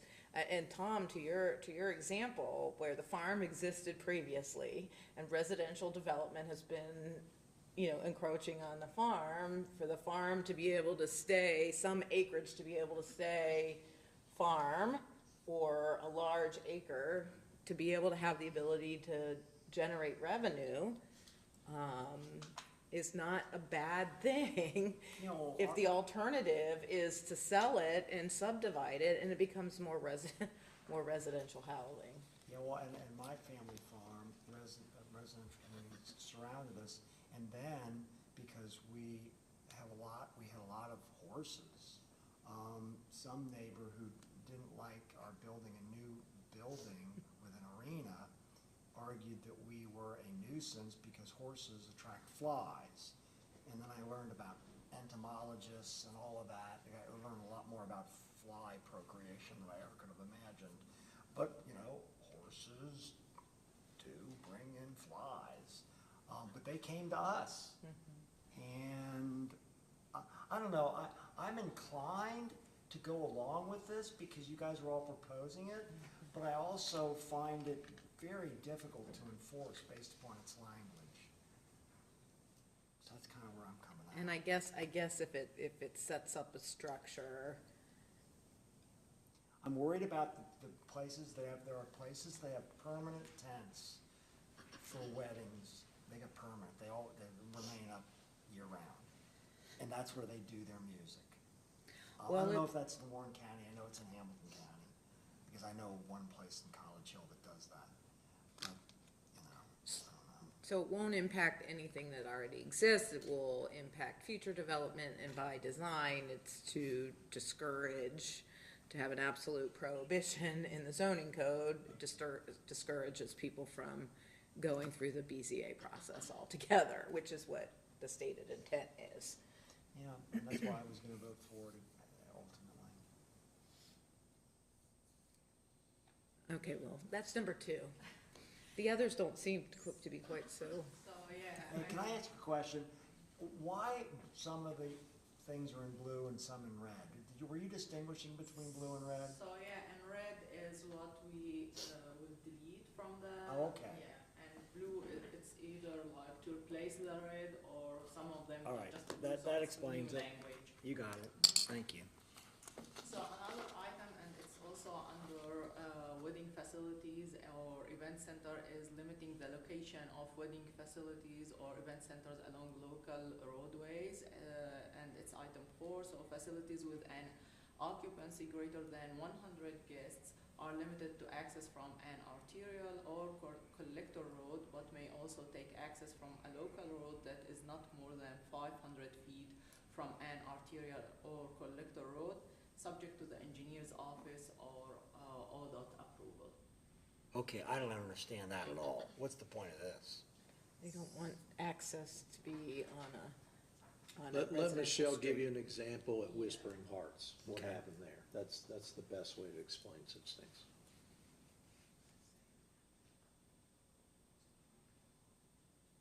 Yeah, actually, we have an application coming in for another one that, and actually the one I mentioned earlier, that the neighbors came out in droves. If you're on a local road, some of these local roads are, 16 feet wide, and it's very difficult to get one vehicle down them, much less 2. Their hours of operation are normally Fridays, Saturdays, when everyone's going to dinner or have other plans, so you have all this traffic on this very small road. Is there always an arterial or collector road available? Well, sometimes depending on how far out you go, the smaller the roads can be. My question though is this: is this regulation making certain venues that currently exist inaccessible to more than 100 guests? Well, it wouldn't apply to anything current. Okay. So, but there's gonna be events or Yes. places that don't have. They would have to go through a variance process.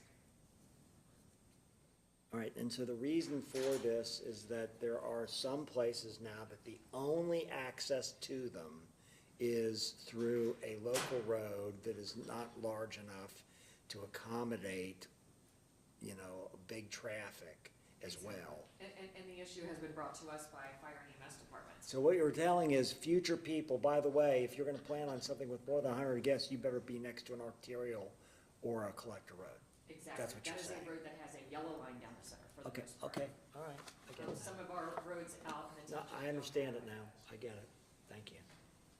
So, stay close.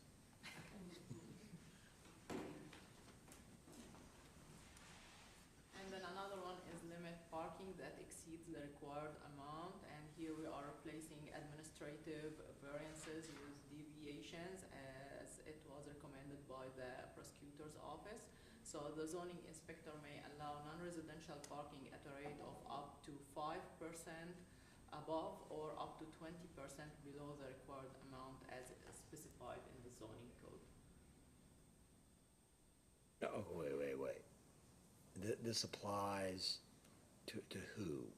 To non-residential parking, and here we are decreasing the amount that above the required and. You're decreasing the amount required? Yeah, above the required, because before it was at a rate up to 25% above what is required, so now decreasing it just to 5%. So you're saying if a business owner wants to put in more parking, you're Yes. not allowing it? It's allowed, but just to 5%. Well, Before it was 20%.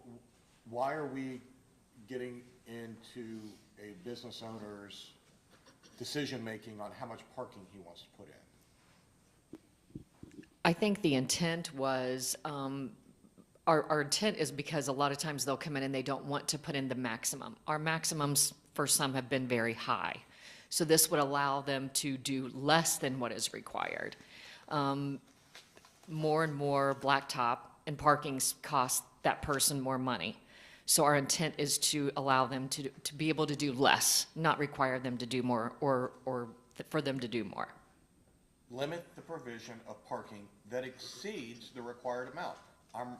I'm required to put in 20 spaces. I've got to put in 20 spaces. My maximum was 30 spaces, but yet I want to put in 40. That's the way I read this, what it's saying. Yeah, but what it said originally, this actually is not a restriction. This is broadening the power, right? I mean, because before it was saying they may allow non-residential parking at a rate up to 20%. That's still permitted. So it doesn't really, this is not adding any further restriction. It's adding something that is, I'm saying that I don't understand why it's needed, because it allows up to 20% or anything less than that, right? So why would you need to mention 5%? Well, I don't understand why you've made the change, because it already allowed up to 20%. Now you're still allowing up to 20%. What's the 5% have to do with anything? That's the 20% below the required amount. So what I am gathering here is that if, for example, the requirement was 20. Oh, it's 5% above. Yes, so Oh, I see. 20%, it would allow them to create 21%. It would no longer allow them to create 20 or 21 spots. It would no longer allow them to create 24 spots. It limits the variance to 5% above, but then allows them to create less parking variance 20% below the required amount. So if the required amount was 20, they'd only have to put in 16. Well, then why do we have a required amount? Each particular type of development has a number. For instance, a school has so many parking spaces. A church has so many it depends on the size of the building. It could also depend on, for a restaurant, it's the number of seats in that restaurant. So it depends on what they're showing us as far as how many seats are in there. Sometimes it depends on the square foot. So it depends on that use of that building. So in other words, you want to let them, what you're basically saying is you can go below the number of parking places by 20%, but you can't go above by more than 5%. Well, why? Yeah. That makes no common sense to me. Well, keep in mind one thing, that this isn't saying they can't do it. This is saying that this provision gives the zoning inspector discretion to do this without them having to come back before you through a public process to be able to do this, or whoever has jurisdiction of it. But why, Bruce, isn't the 20% both above and below still appropriate? They'll have to explain that to you. Normally, we feel that we've always been on the high side. There's a percentage too of impervious surface that can be on any site. It seemed for us that we were just having more issues with people wanting to do less parking. And it was just discretionary for us to say that would be okay. But the zoning inspector is given a permission. It says the zoning inspector may allow, doesn't have to, may allow. And now we're restricting the zoning inspector and saying, oh, wait, you may allow up to 20% if it's below the required amount. So we're going to let him go down with the required amount of parking, but to go above, he can only do it with 5%, while previously he had the discretion to go 20% above and below. Why are we taking away the zoning inspector's discretion when it comes to going above the number of parking spaces? I think that's just where we felt there could be some issues. When you're giving adding it- parking, you're adding blacktop. So you don't like your zoning inspector discretion when it goes above? Well, like I was saying, if you go above, you're adding hard surface, so you're changing possibly stormwater. You're changing more by going at a higher number Wouldn't than the by, zoning inspector know that? yes. But it's his discretion. But he may not know to what extent. Like, I could understand if it's 100 parking spots and they have the discretion to go up to 120, putting blacktop out there, you know, he doesn't have the skills to determine where the swell of the water is going to be during a high rain. That's not what they do. And so it's merely saying there may be a need for a variance, in which case there's a process for the applicant to ask for a variance to this requirement. But I think it's prudent not to allow the zoning inspector to approve more blacktop on areas without that public process. I don't have a problem with it. Yeah, I mean, I'm on this one completely opposite. I like the free market, that if somebody is allowed to have 20 parking spots, but he knows his tenant's gonna expand and do this, or reorganize his office building or what have you, and, oh, I wanna put in 24, then, and I wanna spend extra money to put in 4 extra spots, I don't wanna be involved with that. But I think this is just the variance. It doesn't mean that they can't, it's deviating from the And then code. for those extra 4, you'd have to go through a public process of coming before a board and asking for the 4 spots, right? But wouldn't that be done through the entire process?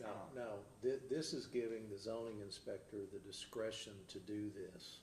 Maybe it'd make you feel better if you eliminated the increase, but 99% of the applicants want to put in less parking spaces. They get that request all the time. They're either gonna have to go back through the public process, or you're gonna give the zoning inspector discretion to say, okay.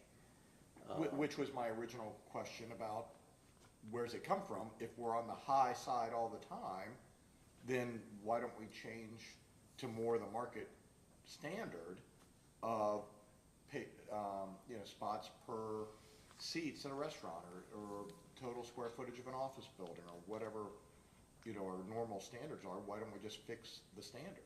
Well, I'd like to think that we're pretty consistent with our table that we use. It's just if we get that request, it's always for less.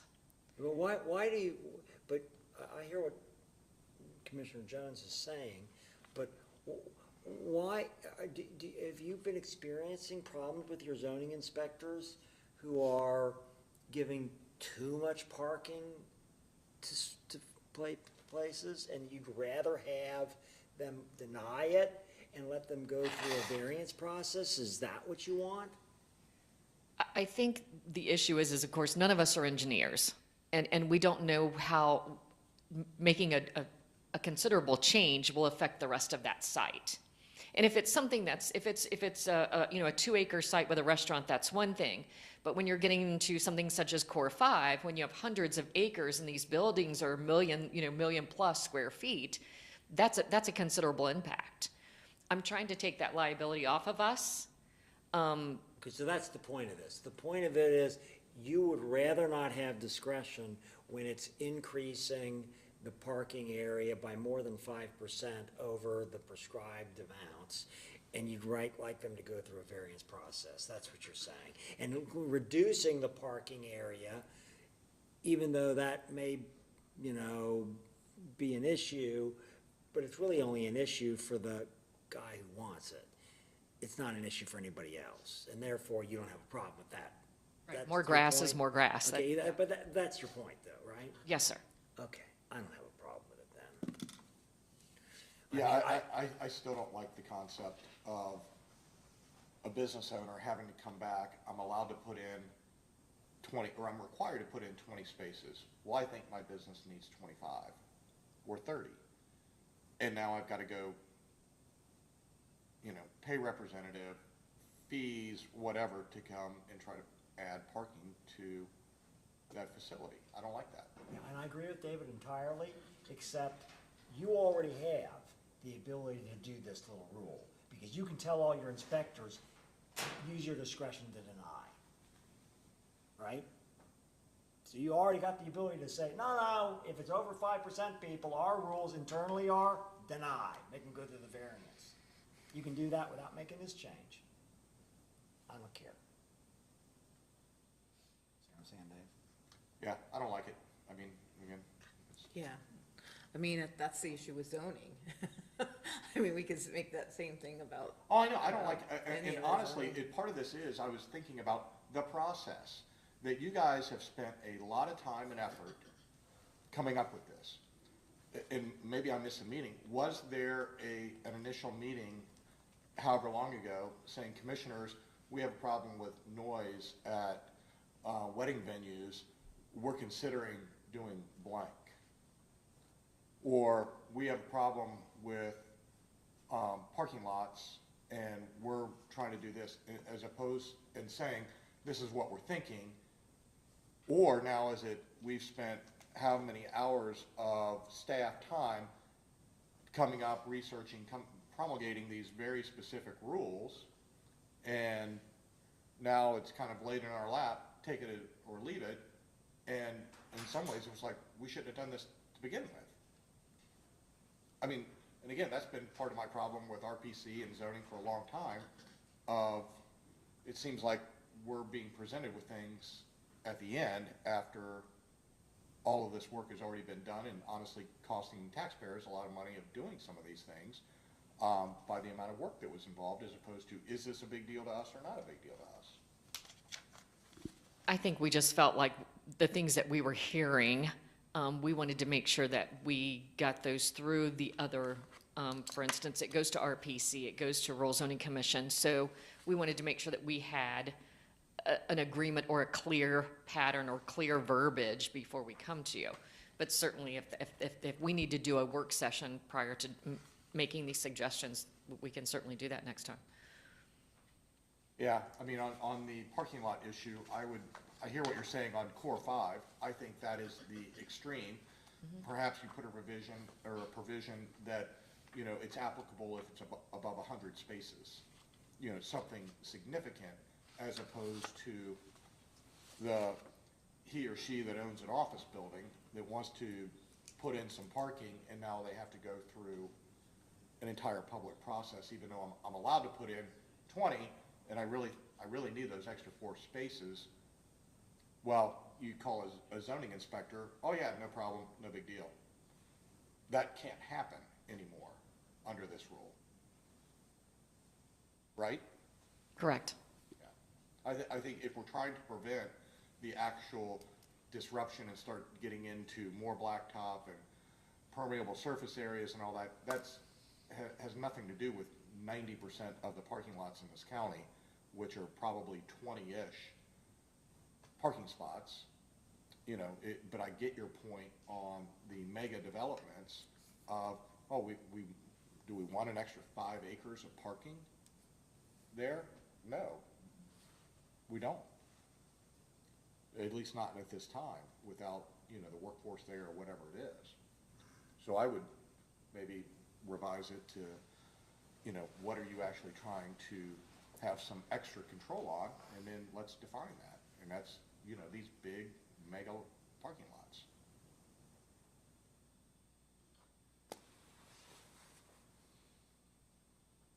Okay, why don't you put your next thing up on the board?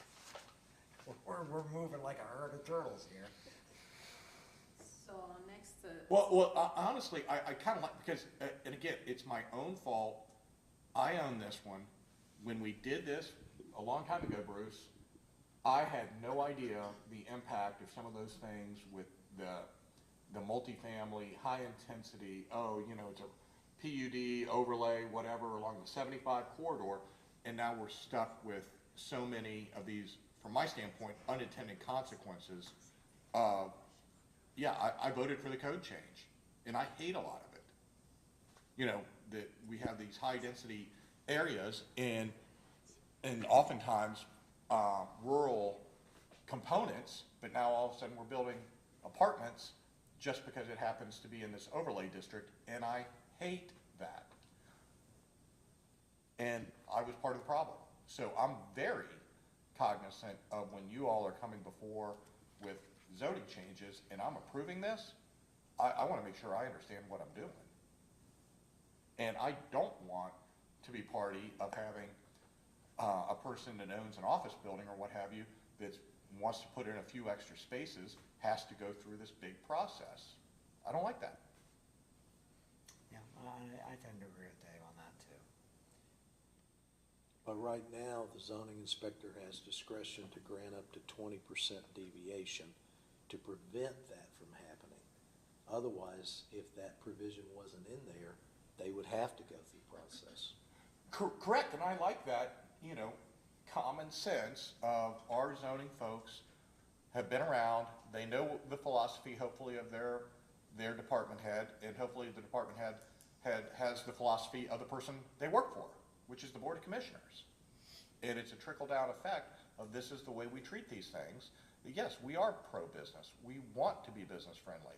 And if it's within this realm of a deviation, plus or minus 20%, and that property owner has a compelling case of why they should deviate up or down, I like having discretion in the hands of our zoning inspectors to grant that.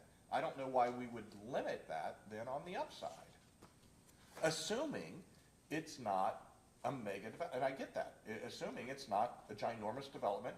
Now we've got one person saying, hey, yeah, throw in an extra 8 acres of parking. That's not right. I'm just more suspicious of bureaucracy than you are. But I don't, I think they're not policymakers. And they administer our policy, and we should be clear about our policy. And if our policy is to allow them to increase 20%, then that's fine. But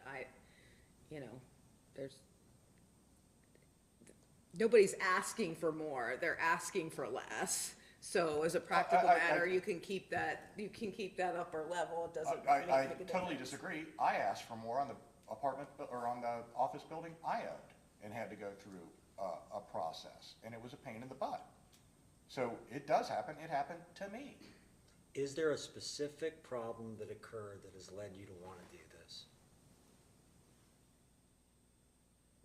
On the upper end, it was just Core 5. That was the one that we. One example. Yeah, and I think we'll eventually get more of those. I think as more things come in from Honda and Intel, I think we're going to see more of those large Zoning boxes. inspectors felt like you had to let them do it as opposed to denying it and letting them go through the variance process because you had the discretion?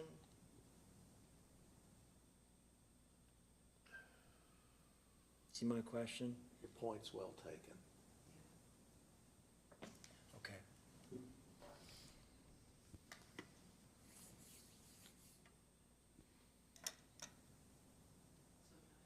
Yeah, go ahead. So, still with the same section, and here also we are replacing administrative variances with deviations. And then define family cemetery and add it to the use table. So family cemetery is a cemetery containing the human remains of persons at least 3/4 of whom have a common ancestor or who are the spouse or adopted child of that common ancestor, and it's permitted under 3 of the residential zoning districts. So in a regular R1, which could be a lot, how big? An acre. So we're allowing people to bury their family members on 1 acre? This was brought from, we had a request, and then we went back to Ohio Revised Code. And what does the revised code say about this? More or less that a family is able to do this. There are, of course, applications they have to go through with the state, but And they they are. can't just dig a hole. Right, there are applications, but you are allowed to do this on your personal property. Okay, we follow state law, so. I'm cool with this. So the proposed amendments were reviewed by the RPC Executive Committee, and the Executive Committee granted my Commission, to the Rural Zoning Commission, who also reviewed the proposed amendments and granted a recommendation of approval to your board.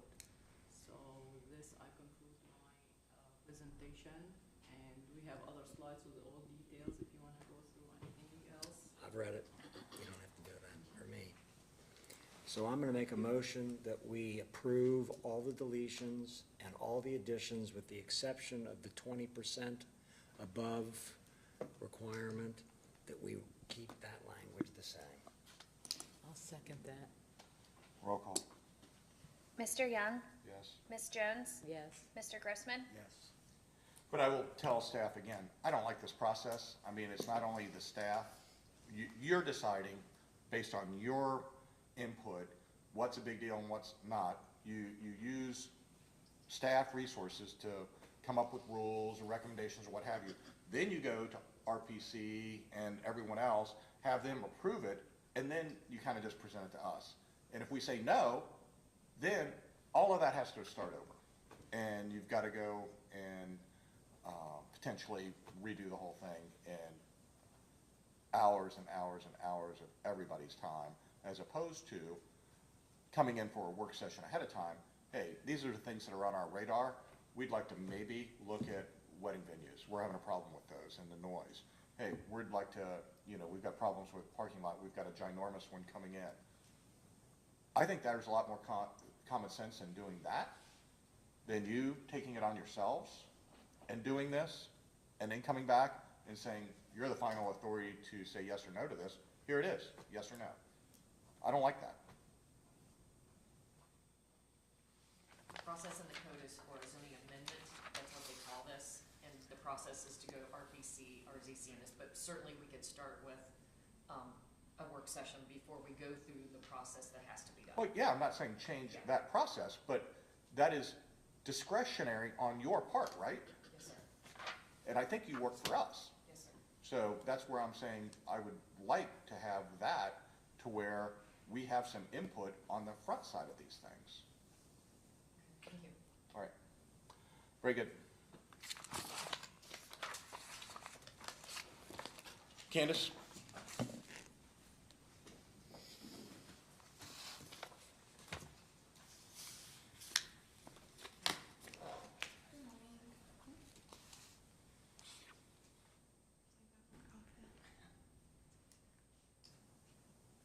Good morning. Candace Miller, Economic Development. Commissioners, you may have seen a request come through to your office regarding Ohio Gigs request for a resolution and support letter for an application to an Ohio broadband expansion grant. So I'm going to introduce Ryan Bergdorf from Little Miami Gig to discuss this request further and answer any questions that you may have.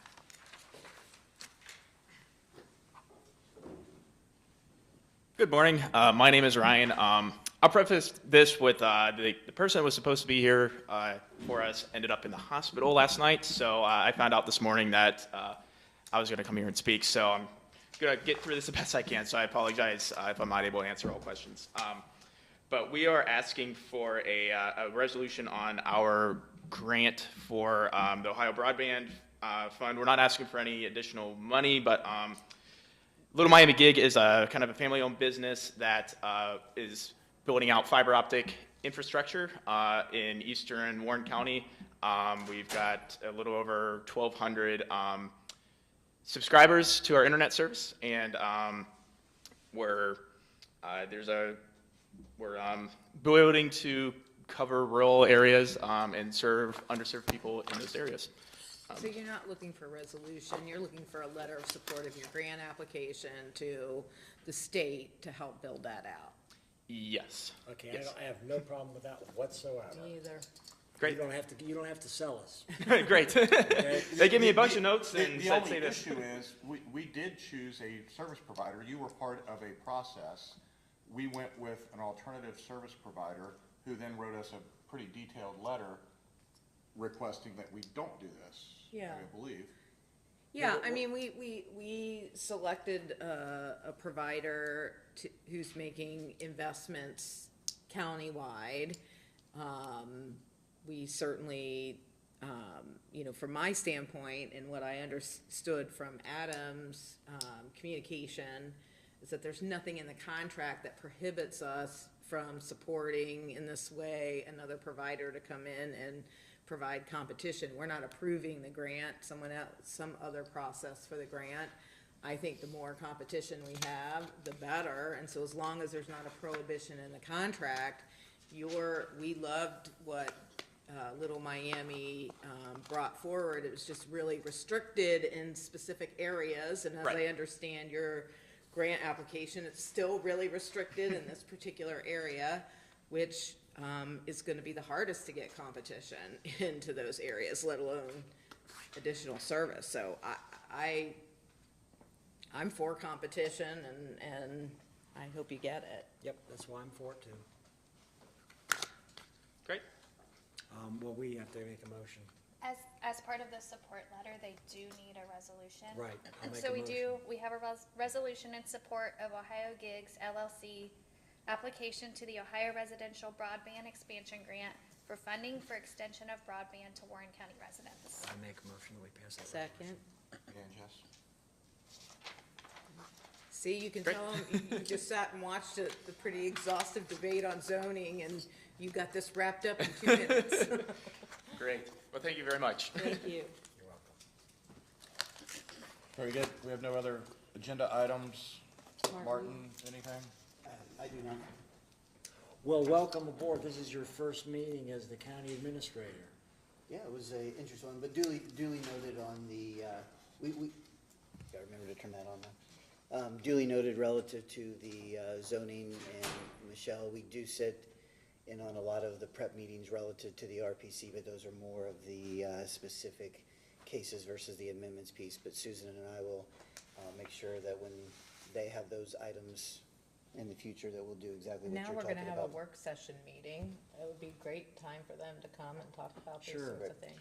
And I think what David is saying, or, I'm sorry, so what Commissioner Young is saying, or our president of our commission now is saying, is that when you have controversial issues, matters that, not a lot of the little changes you're making to clean stuff up, but controversial issues we'd like to hear about beforehand.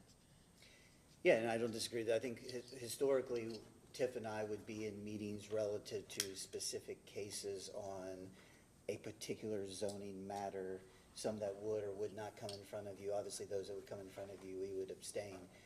This is a little bit different in that it was more of the text amendments that went first. So I think we just take what we have been doing to this specificity, and I think it addresses the issues that Commissioner Young brought up. If I might add,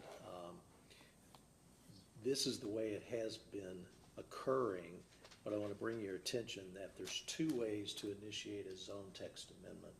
And that is, it can be initiated by the zoning commission, which is the process they've been following, or alternatively, it can be initiated by the Board of County Commissioners.